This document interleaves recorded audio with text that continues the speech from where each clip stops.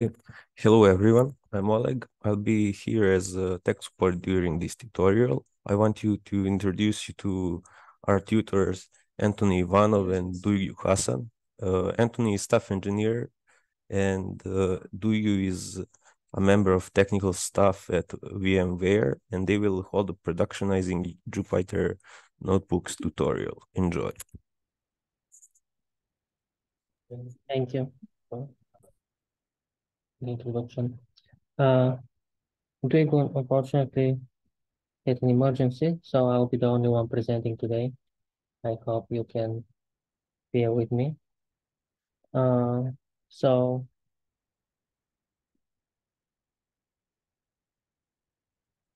as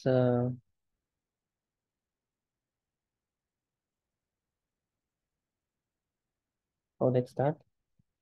Today, I will be doing a tutorial session on how we can productionize Jupyter notebooks. What are the challenges in productionizing those notebooks, and we'll see how uh, we can solve those challenges. Before, let's start with a little bit of uh, talking. So I assume that most people here are familiar a bit with the notebooks and Jupyter, otherwise it won't be on the session. You probably be using quite a bit of notebooks, as they are really indispensable tool for data exploration, visualization, and overall interactive uh, development of data applications. And they, in many ways, act as a playground for the data world. But there's something that still evasive is how do we transform those notebooks from this kind of personal experimental spaces into more robust production-ready application. And that let's see. Uh, Another thing that we'll introduce today and talk about is Versatile Data Kit. Versatile Data Kit, also known as VDK, is a framework for deploying, developing, and operating data workflows uh, using Python or SQL, and of course through Jupyter Notebooks. With Versatile Data Kit, uh, you can do a couple of things. It has two main components. One is the Python SDK, with which you can, uh, it's a framework, so you can actually create data jobs. Those data jobs can uh, be created to ingest data. That means connect to different data sources and ingest data from those data sources.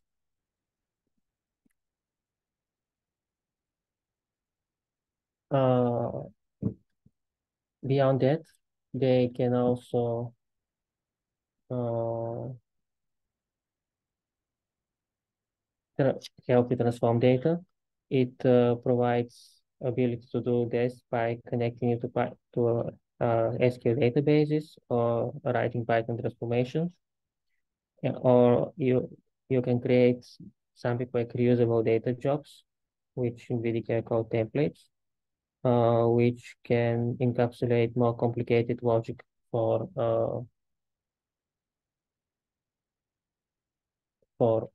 transformations. Uh, You can also, of course, write data jobs being in Python to export this data to create reports like creating hyper extract for Tableau or exporting ML model for trained ML model, which can be used for inference in data-driven products or create BI reports.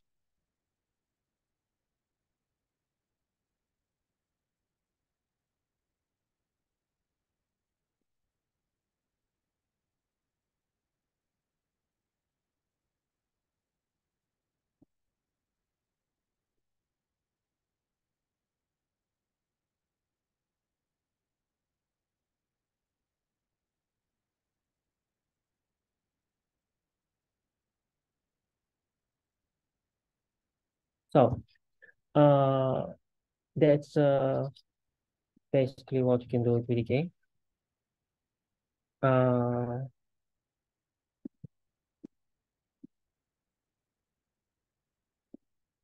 one second.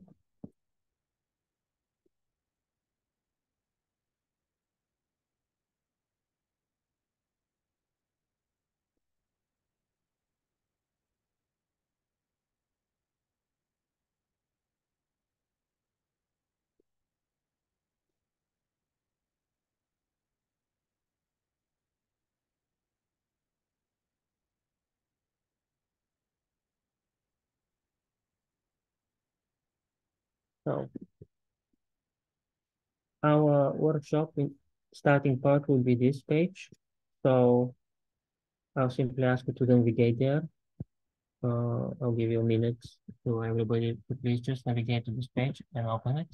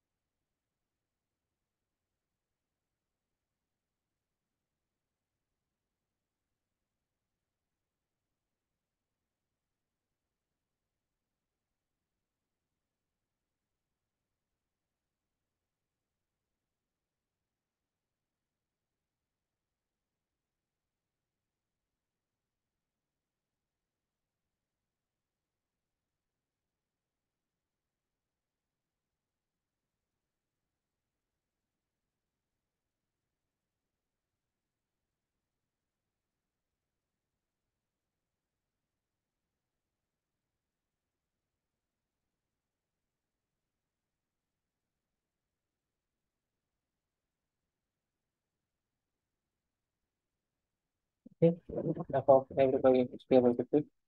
So I'll just reshare my screen.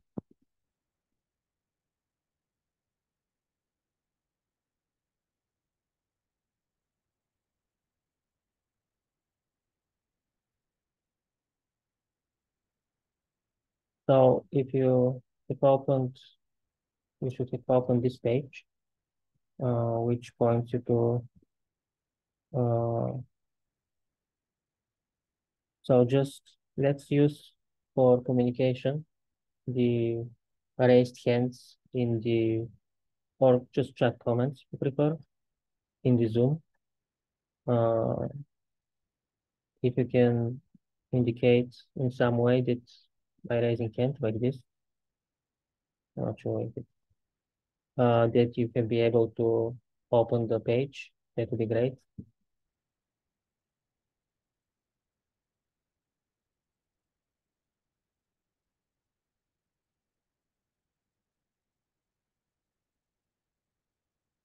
We have three raised hands, I think.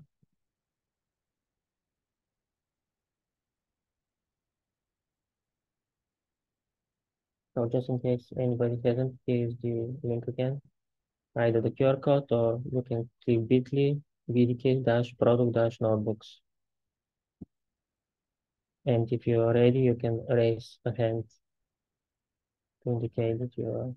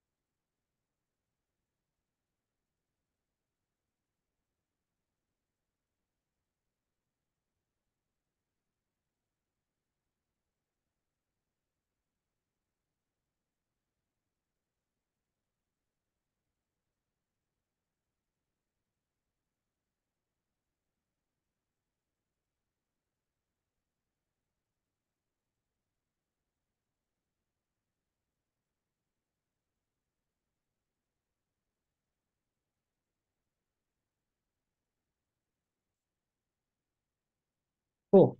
So now in this page, you see a starting point of the style data kit. You may need to refresh it if it's telling you problems. Uh, it will, so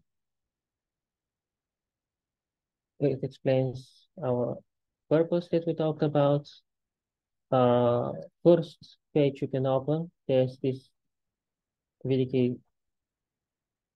Before we click the tutorial, you can click here to open notebook for our style data kit Jupyter integration, which will go to the getting started of the style data kit, which explains how you work with Jupyter and how you create VDK data jobs in a Jupyter environment. It basically explains the different operations you can do. The first one, you can log in if you need to. In this session, we don't need to log in because we're not going to connect to anything. Explain how you can create a data job or how you can download a data job if you want to upload it somewhere. Uh, Run data job. We're going to experiment with this option today and deploy data job. Let's say you want to deploy it in a control service or somewhere where it will run managed and operated way. For today's session, we will only use step 4, really run data job locally. After just taking a quick look over this, the main tutorial will be the big letters. Click here to launch tutorial. That will start a Jupyter Lab session in my binder. It may take a little bit of time to load, uh, depending on, but once it does, you should have something like this opened in your environment.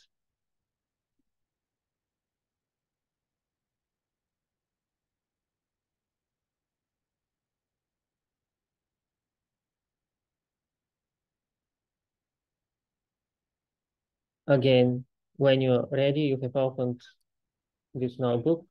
We'll wait a few minutes. You can, in the meantime, take a look in the getting started if you want, and click on the launch tutorial.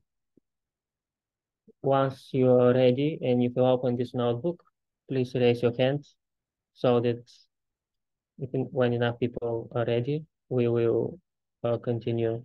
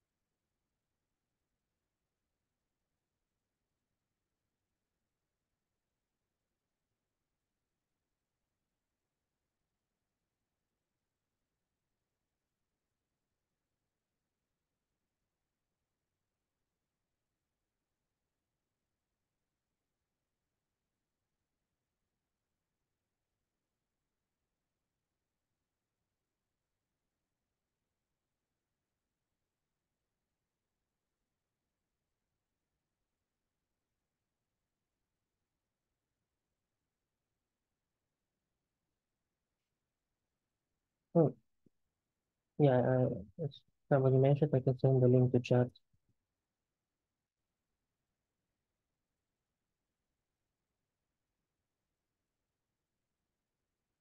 So if you later want to connect, you can just click on the link in chat.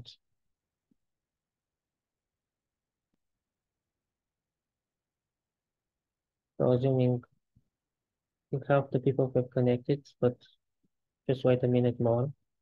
Make sure to, oh, everyone is productionizing notebook tutorial in my binder.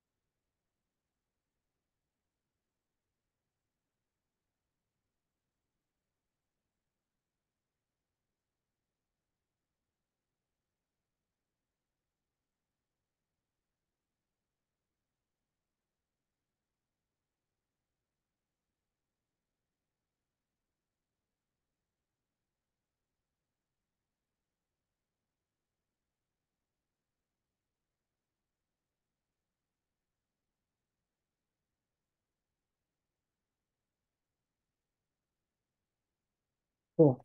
So, as you can see from the notebook, uh, well, there's some good to know before you start and some useful shortcuts that you can, if you're not familiar with notebooks. To, so today we'll uh, explore four problems with productionizing notebooks. Uh, and we'll do it by implementing a very simple ETL use case. Our ETL use case would ingest data from HTTP service, CSV data, and then would do some kind of transformation to clean, remove all test users, assign scores, and load the data back using VDK job input ingestion into a database. The database of choice in our case would be SQLite because it's easy to use in local database. Uh, the first thing we want to do, we are going to configure versatile data kit. We are going to say that the default database in which all execute SQL queries are going to be executed is going to be SQLite. We're going to say that the ingestion method, basically where the data will be ingested, the final steps, again, SQLite. We're just centering in which file. And this is a parameter for ingester to make it synchronous. By default, the ingestion is something it's in the background in multiple threads. Uh, every VDK data job starts like this. It you load first the plugin, and then you initialize the data job and get a job input handle, which you're gonna use to interact with uh, all the VDK functionalities for managing data from in the notebook. So first, always first should be the configuration.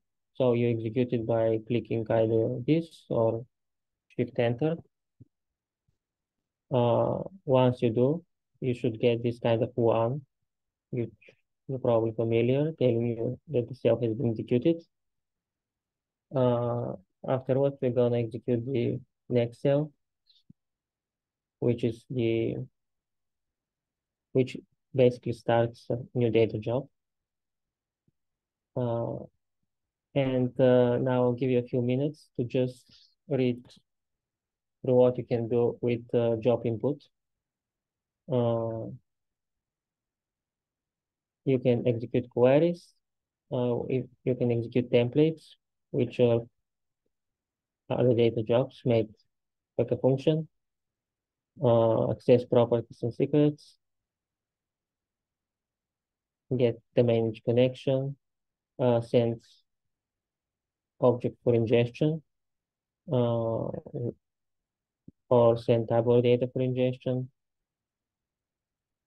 and so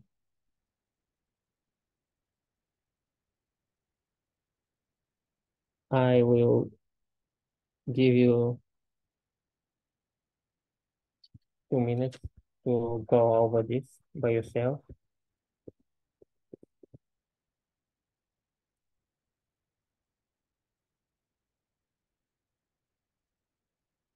before we continue. Once you're done, you can clear Outlook to make it easier to navigate.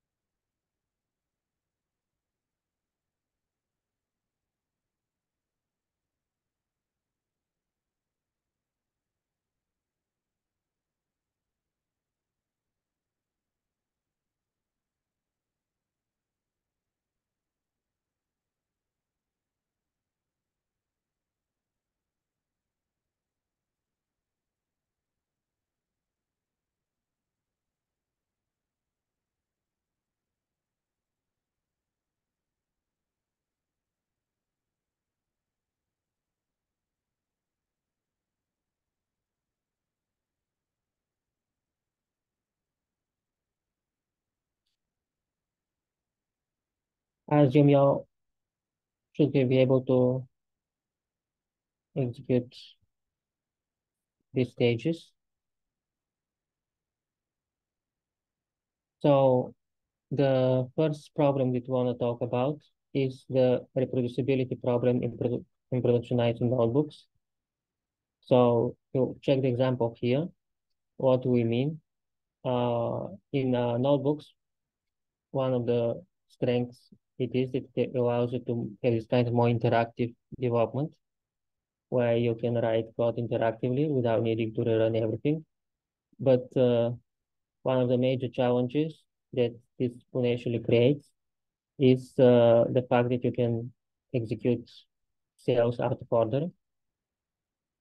So for example, like okay, like this example here, you can execute first cell, you can set it to 0, then you can have a cell that increments by 1, but you can execute it multiple times. And all of a sudden, if you execute it 2 times, you get a result 2, which when you read the code is not something you would expect. Would expect just from reading the code the result to be 1. Another example of this problem is that you can edit the cell. So again, we are working at 0, and then we change it from 1 to 2, but we've executed already the sequence, and we see here result 1, but now we expect this to be 2. Another example is where you can remove a cell even, and while the notebook is running. So now we don't know how this one was produced at all. And this is something that we can use. So our first task in the workshop is sort of to reproduce the problem, and then we'll see how to fix it. The way we're gonna reproduce it, we have this kind of data ingestion sequence. We're gonna import pandas, where we as a per cell. Then we are reading this kind of CSV data. Our CSV data is MPS score. NPS score is Net Promoter Score, where you know how you get this kind of question sometimes on websites, which ask you how likely to recommend this to users from 1 to 10. And these are the results. Of course, this data is fake for the tutorial. Uh, then let's say that we check the data frame, and we can see there's a test user, score 10, date something, something. And then we want to clean the data. Obviously, for the data, we don't really care about the test user. So perhaps we want to remove the test user, but first we want to make sure to record them.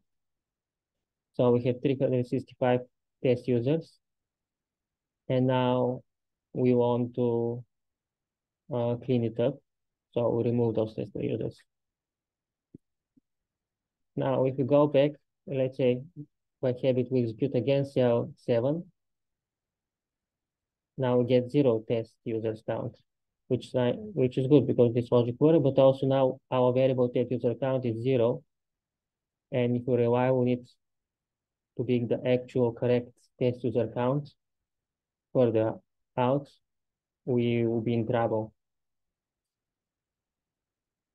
So I'm gonna give you 3 minutes for which I ask you to try to replicate some of the scenarios above with these steps. You can just play around in anything else.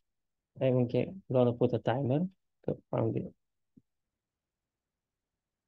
and give you 3 minutes just to play around with these steps. You can do the same thing as I did, or you can play around another scenario. Your task is to try to create troubles. And once you do, I'll ask you in chat to write to me, to everyone, what you like, what was the issue you tried to reproduce. Basically explain with one sentence what was the problem that you uh, reproduced. I hope that's all right with all. Let's start the timer.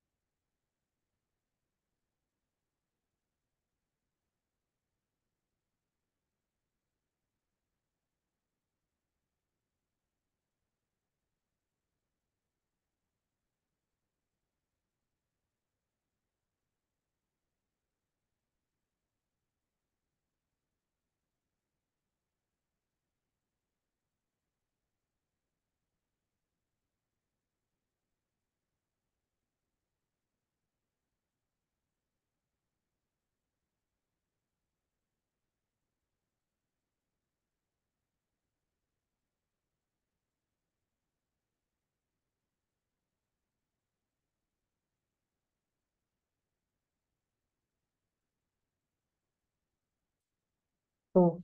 So how many of you are able to break something? It might be the same scenario that I did with the test counter or something else. Please either write in the chat or just give thumbs up if you feel.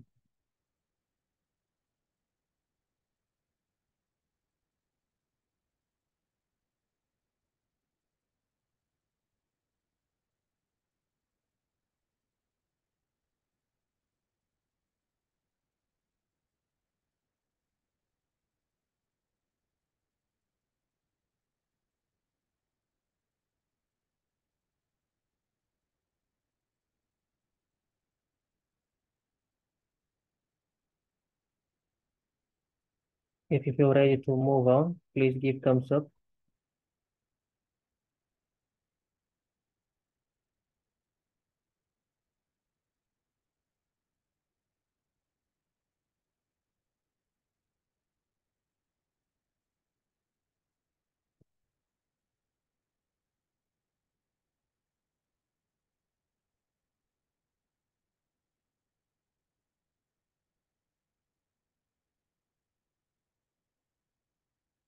Pretty good. Okay. So we hopefully understood the problem and some of its dangers. Uh,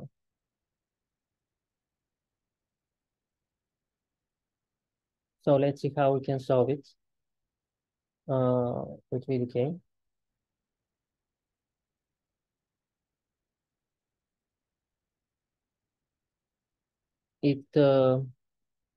VDK introduces this kind of concept for VDK cells. Those special cells that when you deploy a data job or when you run it end to end, uh, would be regarded only, and the other cells would be considered either test cells or dummy cells. It would be disregarded. Uh, this allows you to, and the second thing that which is relevant for us is it enforces a certain execution order, which you can rely on and know that this is how exactly the cells will be executed in. And later, when we get to the testing part, you'll be able to test with before deploying. So now the next thing we want to do is mark the cells that we want to productionize as VDK cells. The way it happens is currently you go to the menu, which is on the, you can see here from the screenshot. Just click check solution and see the screenshot. In the upper right corner, you see uh, this kind of tab. So now you go to each cell that you want to productionize. So we'll go first to import pandas and you click VDK. You can see how it's clicked. And then you can see how this will be the first cell that will be executed in production. Uh, the cells are also executed in order from above to below. Uh, this visualizes explicitly the order and exactly which cell is executed first, second, third, and so on. The second cell that we want to productionize is the second. We want to read the CSV. We're going to skip check data frame because this is something that we do only for testing purposes. We're going to skip also test user count, maybe, for now, because for now we only use it for testing purposes, or we can add it if we rely on later for some logic. It's up to you. Like, we can always add it later if we don't have it now. And of course, we want to definitely include the cell that cleans the data.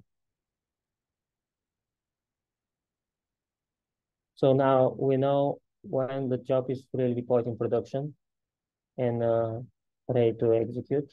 That it will execute first called imports, that it will read the data from CSV, maybe count the users, depending on whether you complete or not, and clean the data. Uh, this imports is very clear in strict order in which the cells are executed.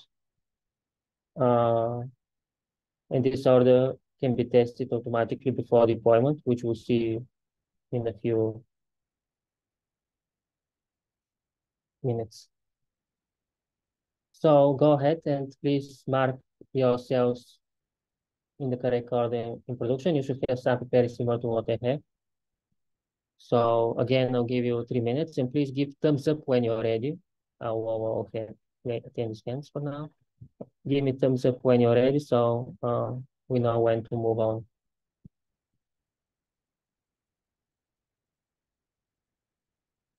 If three, we'll start with 3 minutes.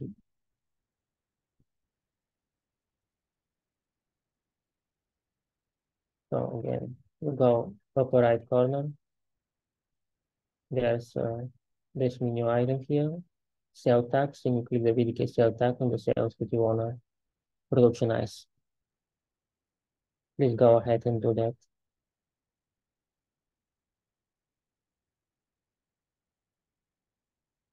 And when you're ready, please give thumbs up or raise hand. There's one person ready.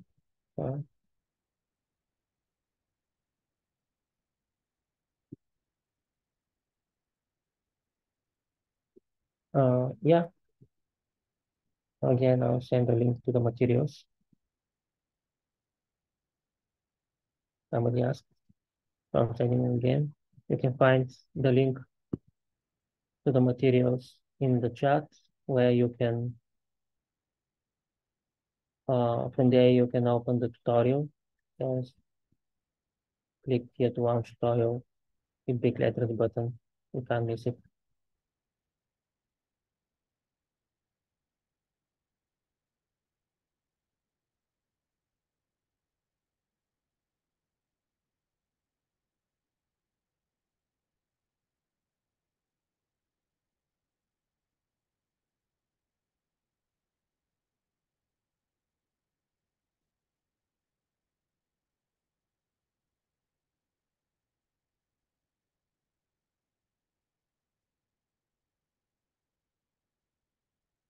So what will, again, reminder that we are marking all the cells as production ready that we want to productionize. We do it by going to the settings and clicking the VDK tag. When you're ready, please raise your hand so that when enough people are ready, I know I can move on.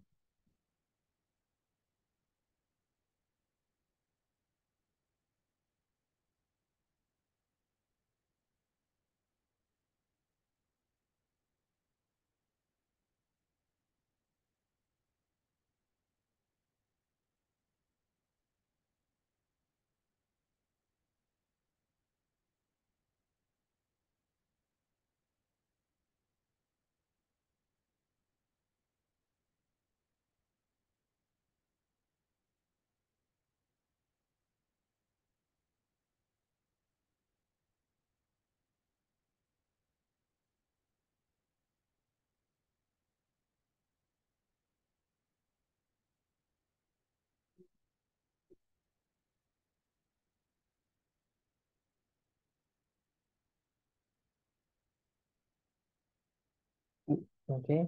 So if somebody is ready and has not raised a hand, please do so, so that I have enough people to move on. I'll give just a little bit more time. So just a reminder that what we did, just simply pick out the cells that we want to productionize and mark them with cell VDK tag. This automatically gives this kind of number, 1, 2, 3, 4, showing the order they will be executed once the job is deployed in production.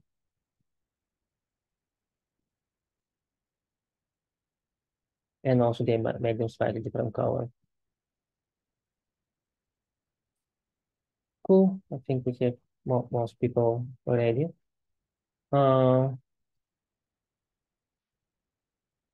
If you're distracted or something, you can the whole notebook tutorial is self-paced as well. At least you attempt to make it self-paced with uh, description, so you can do it later even again or share with anybody else you want to. If this is completely fine. I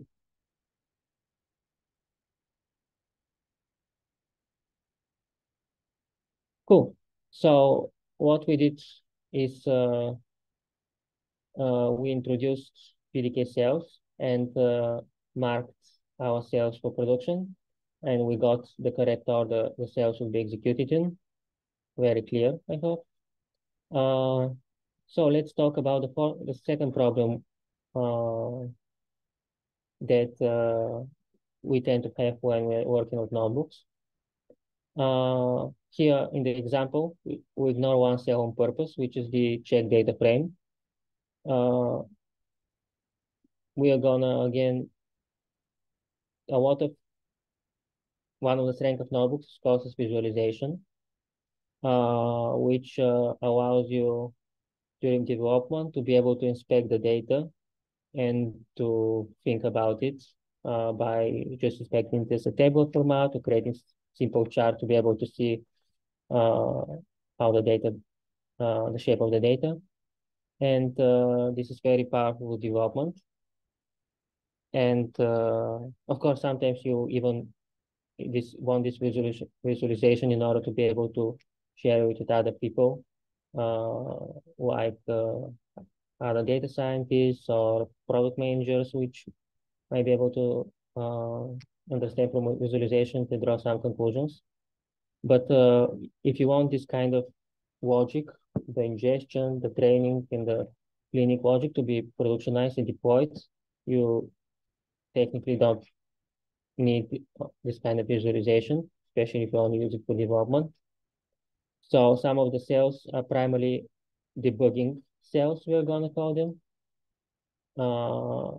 and are, are irrelevant in a productionized code.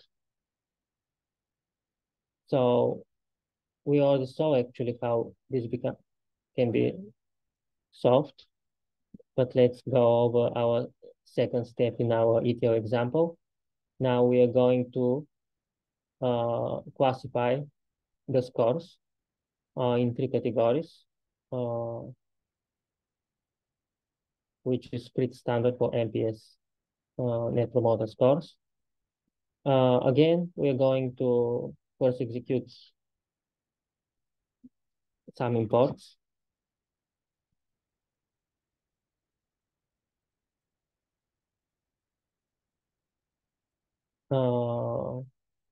Then we are gonna apply classify score, which is function that we imported to classify the scores that we have.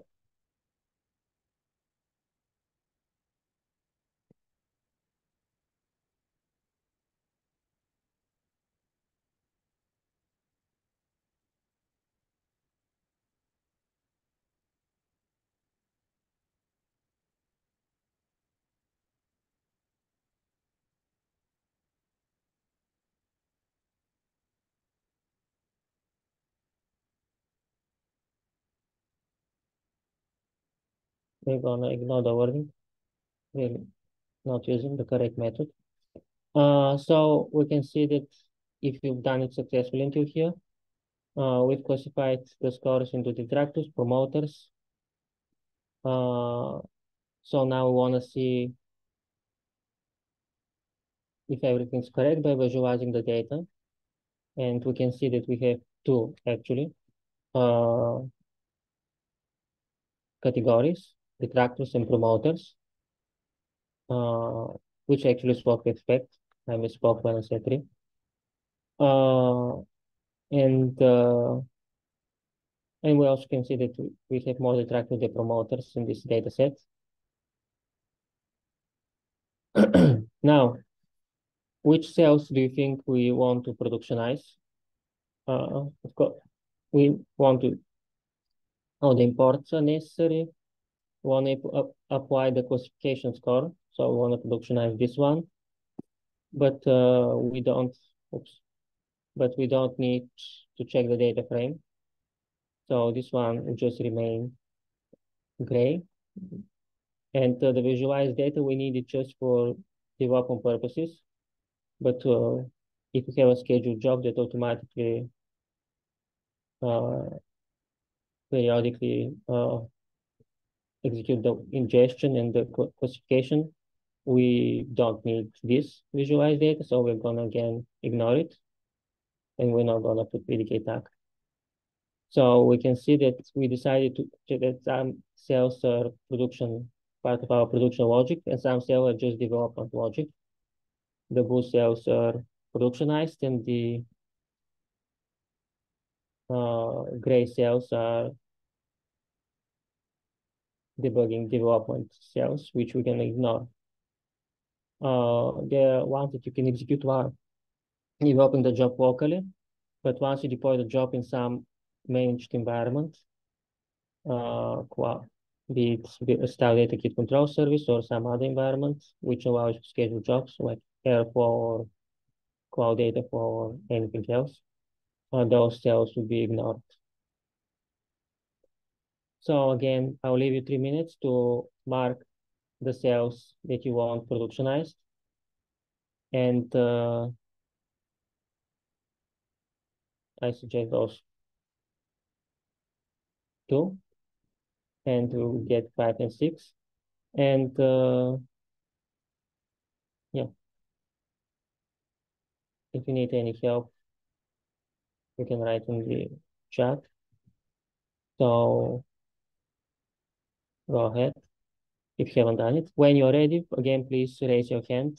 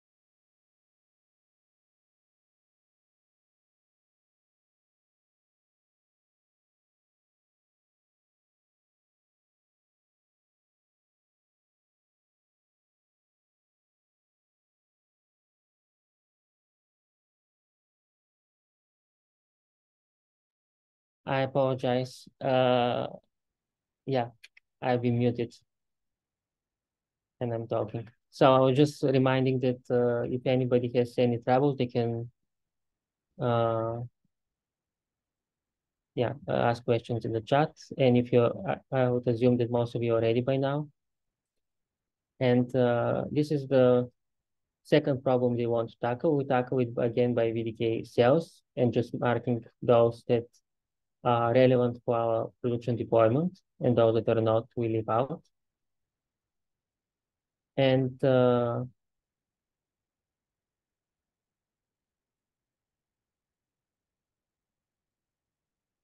now, well, let's go and ingest the data. In VDK, there are multiple ways to ingest the data. We are gonna use the Pythonic way where we can just pass directly the data using send tabular data for ingestion. If you are curious, there's also more configuration-driven way for data ingestion that you can find out more about at bit.ly VDK ingest. But I'll share it because I think it's useful. But for our session, we're going to use send tabular data for ingestion. We are just going to execute the cell, and it would ingest the data in our database. Okay, something happened with job input, so maybe I need to reinitialize the cell.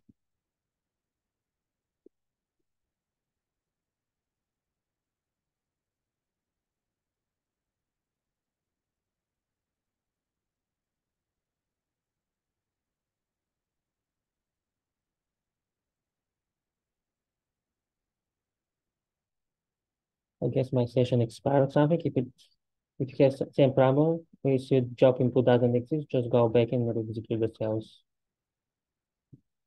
I assume my binder might have some stricter timeouts. Uh,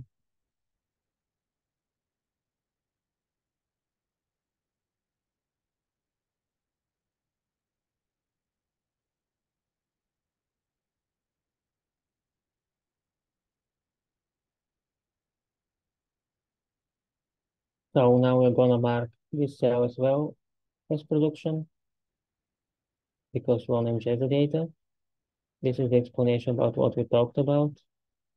If we want, we can add this work statement as production as well. And now, once our ingestion is finished, we are gonna use VDK secure magic command to which automatically connect to the preconfigured database. And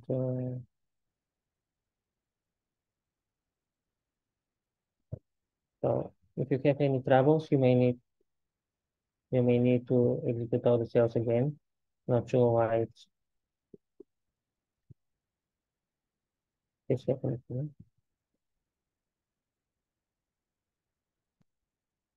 Don't forget to execute the first cell, which is the configuration one.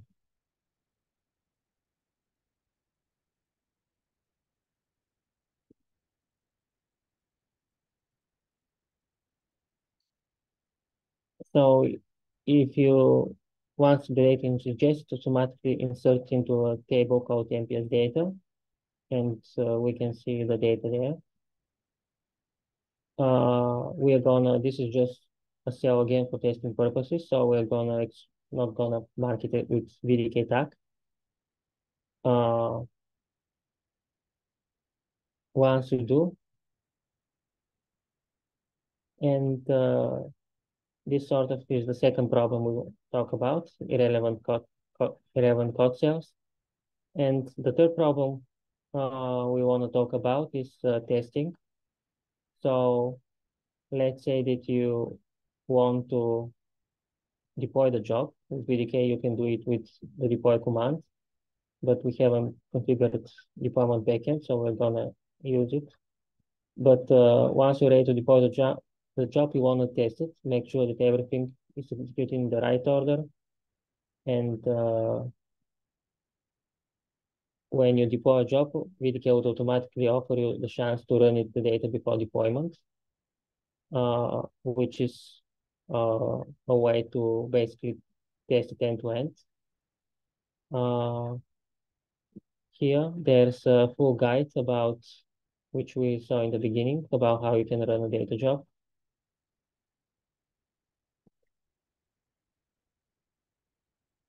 Uh, uh, if,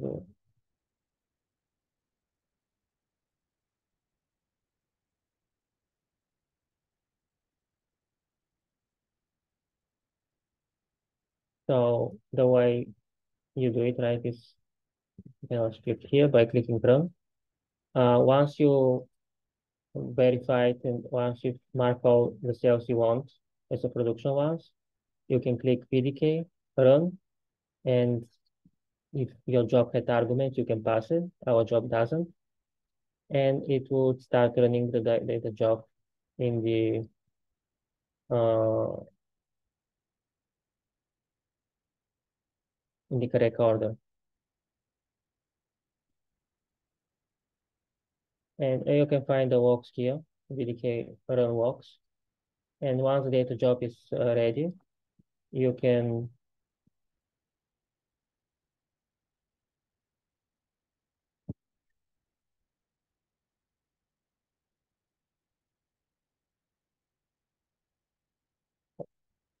yeah, you'll be able to see the data jobs here. We can see it's successful.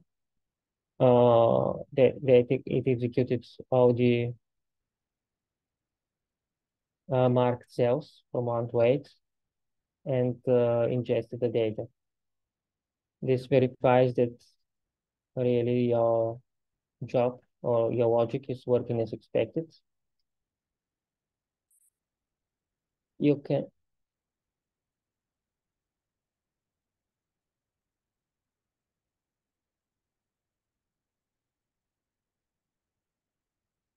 and the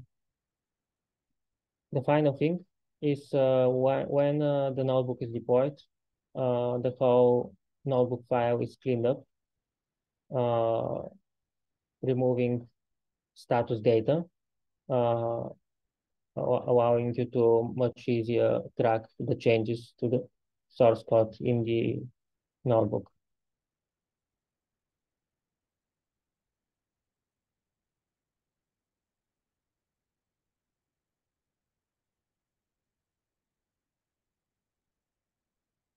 So I'll leave you a few minutes, but yeah. Once this is basically everything I want to share about productionizing notebooks. In the end, there's a survey which you can complete here, and will be pretty grateful. The survey is pretty simple, and if you'd like to get in contact with us and talk more about what kind of problems you have with productionizing, are there problems that we're not solving, but you'd like to see solved, uh, drop us an email or LinkedIn here, and we'll be happy to start a conversation. And I will be here if you have any questions about this topic or anything else you'd like to discuss. Uh, you can complete the tutorial in the end, complete the survey, and you can ask questions when you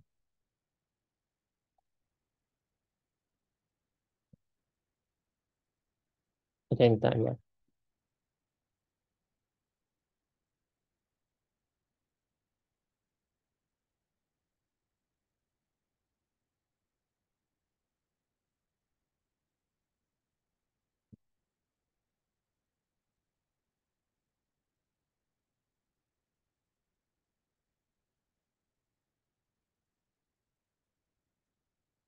I'm gonna also drop the survey in the chat just in case.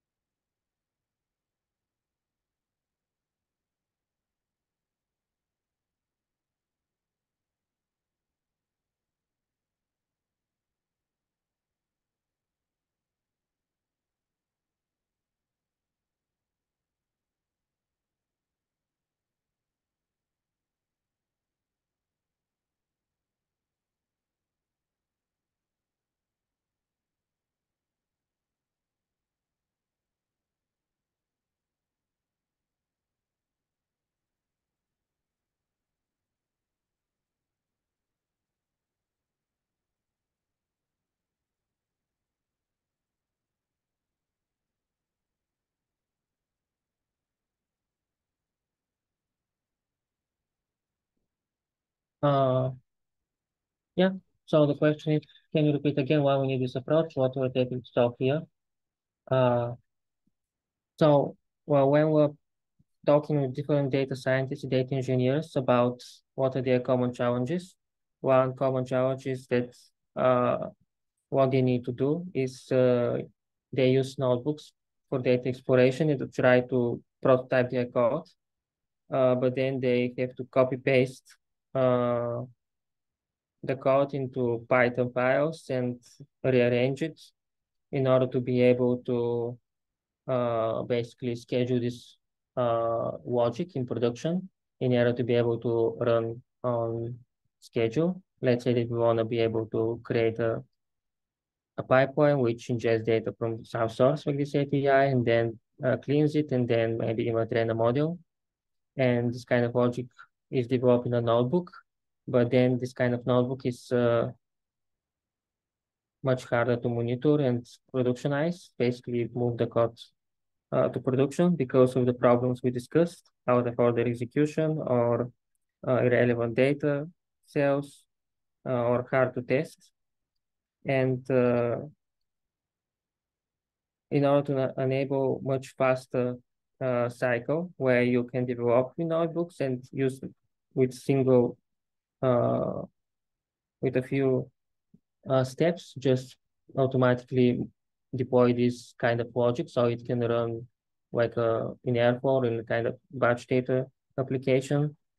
Uh, this is something that we hope that it will help because now you can just fairly quickly mark any cells you want as production. Those cells have clear order which will be executed. Then they can be tested using a VDK run, and there's other testing mechanism that we are introducing and making it much easier instead of having to maintain two different copies, one in notebooks and one in Python files. That's, I hope, uh,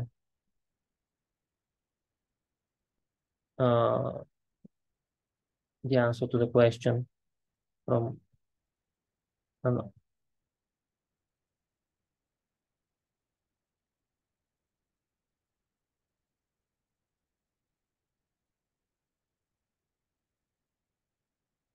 I am aware that there's more we can do in this space. This is one of the first iteration productionized notebooks, and we plan to introduce more capabilities for making this the productionized, for which it will be extremely helpful, basically accelerating the moment where you're just prototyping to the moment where you have production code that's monitored with good quality, that's doing exactly what you expect. Needs to be shortened as much as possible, like being almost zero. And there's more work to be done. I think this is shortening it a bit, but there's more work to be done to almost zero. And this is something that we can explore together if you just drop us email and want to talk. Okay, let me see another question. Any more use cases for VDK usage? You can explore all the use cases and what you can do with VDK by just going to the main with the page of VDK. Let me say the chart. VDK is used in the few, it's still a young tool, but it has like three major clients. One of them being VMware, the company I worked on, where the VDK was first created. It's used a lot for anything ETL related. So because VDK has SDK, which allows you to fairly quickly ingest data from different data sources by creating ingestion jobs, uh, right? Ingestion jobs. So this is the first usage. It provides SQL and Python parameterized transformation and templates for data modeling. I think The current templates that it has for dimensional data modeling, Kimbo, like fact and dimension tables, but you can create templates for anything. So this is the SDK, which you can use completely independently. And then there is also deployment environment. It almost acts as alternative to tools like Cloud Data 4 or even Airflow, where it has one thing that's we're sort of proud is one-click deployment. So you just specify whatever Python SQL logic it has, and VDK will take it and create all the necessary infrastructure things that you don't need to learn things about Docker, you don't need to learn things about Kubernetes, containers, even to some extent uh, automatically with version control it. And there you can provide infrastructure team will provide necessary backends for state and credentials. All this is abstracted if you use the control service. This is another use case, which is one-click deployment, very quick deployment, where a lot of DevOps concerns are sort of abstracted. And of course, important part of any kind of applications, data or not, is ability to operate and monitor it efficiently, which is where the operations UI comes in. So this is the overall use cases and for VDK usage. The Lego Viking extensibility means that VDK is entirely pluggable. Every functionality we see is actually sort of plugin, which means that you can add your own, like our customers adding their own plugins for things that are relevant only for the company in question. That's you can explore more about it if you go to the VDK main page.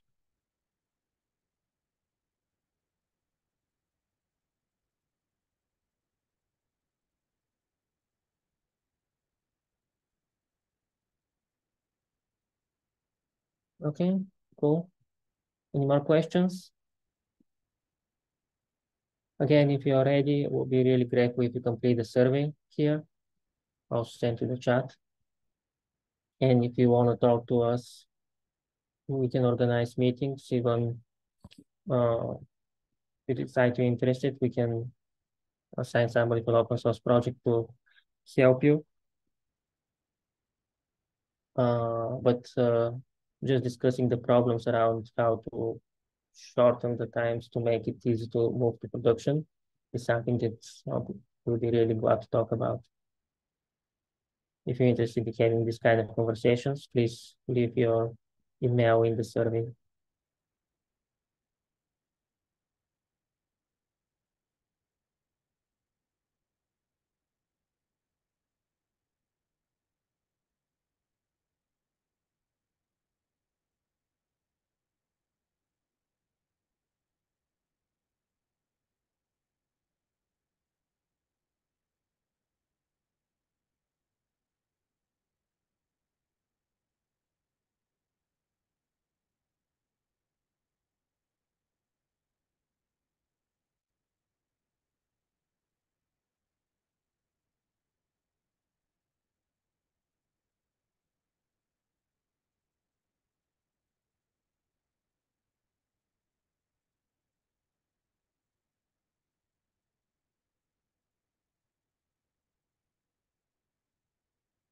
Yeah, thank you for attending the talk as well.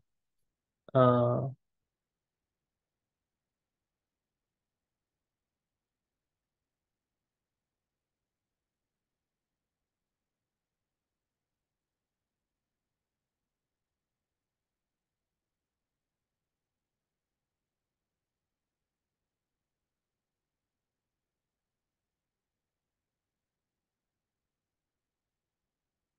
I'll wait a few more minutes if you have any questions. And I'm pretty grateful to attend the talk. Uh,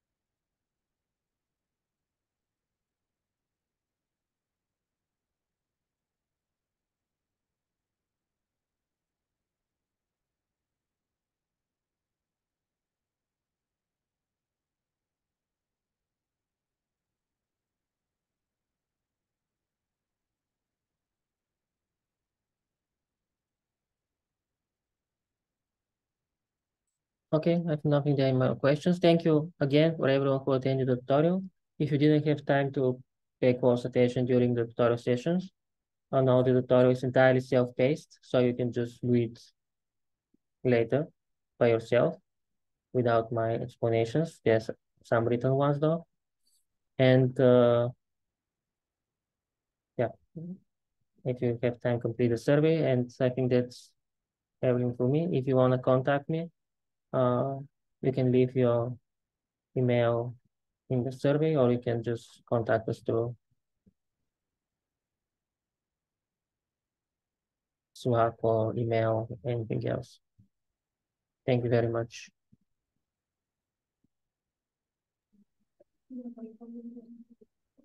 Thank you, Anthony. It was very great tutorial, and thank you everyone for watching. Next tutorial will start at 1:30, and see you then. Thank you.